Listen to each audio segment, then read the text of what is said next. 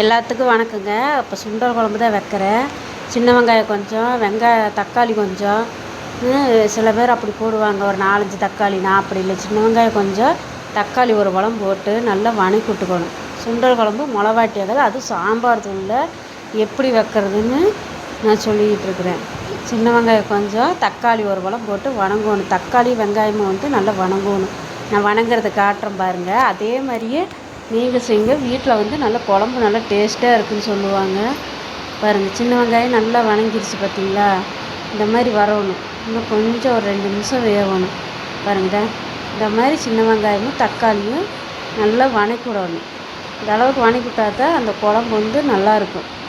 பாருங்கள், இப்போ வந்து நம்ம மசாலா போட்டுக்கலாம். சாம்பார் தூள் தான் போட்டிருக்கேன். சாம்பார் தூள் 2 ஸ்பூனு, மொத்தம் சாம்பார் தூள் 2 ஸ்பூனு, வரமிளகாத்தூள் 1 ஸ்பூனு, மஞ்சத்தூள், சின்ன வெங்காயம், தக்காளி இது எல்லாத்தையும் போட்டு ஆட்டி அதை வந்து மிளகு சாந்தா வச்சுக்கணும். பாருங்கள், நான் ஆட்டிகிட்டு வந்துட்டேன்.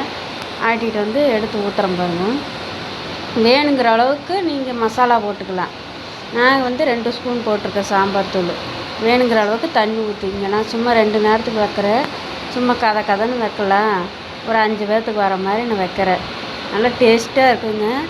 பாருங்கள், வேணுங்கிற அளவுக்கு நான் தண்ணி ஊற்றிக்கிட்டேன். தண்ணி ஊற்றி அதை வந்து ஒரு கலக்கிக்கலாம். சரிங்களா? அதை வந்து ஒரு கலக்கிக்கலாம். கலக்கி வச்சுட்டோமா, அப்போ வந்து சட்டியில் வந்து எண்ணெயை ஊற்றிக்கலாங்க. சட்டி காஞ்சோடனே இப்போ வந்து எண்ணெய் ஊற்றிக்கலாம். ஒரு 3 ஸ்பூன் எண்ணெய் காஞ்சோடனே நம்ம வந்து எப்போ எண்ணெய் போடுவோம்? கடுகு. பாருங்கள், எண்ணெய் 3 ஸ்பூனுக்கு ஒரு 4 ஸ்பூனாக ஊற்றுறேன். இப்போ வந்து நம்ம கடுகு எடுத்து போட்டுக்கலாங்க. கடுகு கொஞ்சம், கடலப்பருப்பு கொஞ்சம், அது 2 வந்து நல்லா பொரியணுங்க. நல்லா கொஞ்சம் வெடிக்கும் இல்லைங்க, படன்னு வெடிக்கும். கொஞ்சம் பொரிஞ்ச உடனே நம்ம வந்து கருவேப்பிலை போட்டுக்கலாம். பார்த்திங்களா, நல்லா பொரியுது. பார்த்தா ஏன்னா தெரியாதவங்களுக்கு சொல்லித்தர, புதுசாக கல்யாணம் பண்ணிக்கிட்ட தெரியாதுன்னு சொல்ல, நீங்கள் எதுவும் தப்பாக நினச்சிக்காதீங்க. பாருங்கள், நல்லா கடுகு எல்லாம் வந்து நல்லா பொரியும். இப்போ எப்போவுமே ஒரு குழம்பு வச்சு நல்லா பொரிஞ்சதுக்கப்புறம் தான் நம்ம மற்ற வேலையே செய்யணும். பாருங்கள், நல்லா பொரியுது பார்த்தீங்களா? இப்போ வந்து நம்ம வந்து கருவேப்பிலை போட்டுக்கலாம். கொஞ்சம் கருவேப்பிலை கொஞ்சம் போட்டுக்கலாம். கருவேப்பிலை போட்டோன்னே சுண்டல் வேக வச்சு எடுத்து வச்சுருக்குறேன் 5 விசில் விட்டு, அதையும் போட்டு நல்லா ஒரு தொலை விட்டுக்கலாங்க. நான் இப்படித்தான் நல்லா ஒரு நல்லா தொலை விட்டுக்கலாம். அந்த கடுகு எல்லாம் மிக்ஸ் ஆகிக்கும். கடுகு கருவேப்பிலை எல்லாம் மிக்ஸ் ஆகிடுச்சு பாருங்கள். அந்த மாதிரி இப்போ அந்த மிளகு தண்ணி எடுத்து நம்ம ஊற்றிக்கலாம். இப்போ மிளகு தண்ணி எடுத்து ஊற்றிக்கிட்டு ஒரு கலக்கி, உப்பு நான் வந்து போட்டுட்டேன். பத்தலைன்னா மறுபடியும் கொஞ்சம் போட்டுக்கிறேன். அந்த மிளகுத்துலேயே போட்டுட்டேன். நான் அதை உங்கள்கிட்ட காட்டில் இருந்து பாருங்கள். இப்போ கொஞ்சம் போட்டுக்கிறேன். ஏற்கனவே சுண்டலில் உப்பு போட்டு தான் வேக வச்சுருப்போம். அதனால் உப்பு கொஞ்சம் அளவாக பார்த்து போட்டுங்க. இப்போ வேகுது.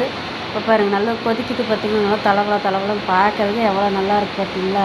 இதில் சில பேர் வந்து உருளைக்கிழங்கு, கத்திரிக்காய் எல்லாம் போடுவாங்க. எதுவும் இல்லாத பட்சத்தில் இப்படி போட்டுக்கலாம். கொதிச்சோடனே இப்போ வந்து புளி தண்ணி வந்து எடுத்து ஊற்றிங்க. நல்லா கொஞ்சமாக புளி எடுத்து கரைச்சி இப்படி ஊற்றி நல்லா ஒரு தொலைவிட்டு மூடி வச்சு அது நல்லா கிரேவியாகுங்க ஓரளவுக்கு. கொஞ்சம் குழம்பாட்ட வேணும்னா குழம்பாட்டா. பாருங்கள், ரெடி ஆகிடுச்சு. இப்போ பாருங்கள், சாப்பாடு வச்சு சுண்டல் குழம்பு ஊற்றுறேன் பாருங்கள். சூப்பராக இருக்கும். அதாவது கத்திரிக்காய், உருளைக்கிழங்கு எல்லாம் போட்டு செய்வாங்க. எதில் சுண்டல் தான் இருக்குது அப்படின்னு சிம்பிளாக இந்த மாதிரி செய்யலாங்க. நல்லா டேஸ்ட்டாக இருக்கும். நீங்களும் சாப்பிட்டு பாருங்கள். சாப்பாடு வச்சாச்சு. இப்போ குழம்பு ஊற்றிக்கலாம். பாருங்கள், பார்க்குறதுக்கு எவ்வளோ நல்லா இருக்குது பாருங்கள். அப்படியே பெனஞ்சு எடுத்து சாப்பிட்டா சூப்பராக இருக்குது. நீங்களும் வீட்டில் செஞ்சு பாருங்கள். ஓகே.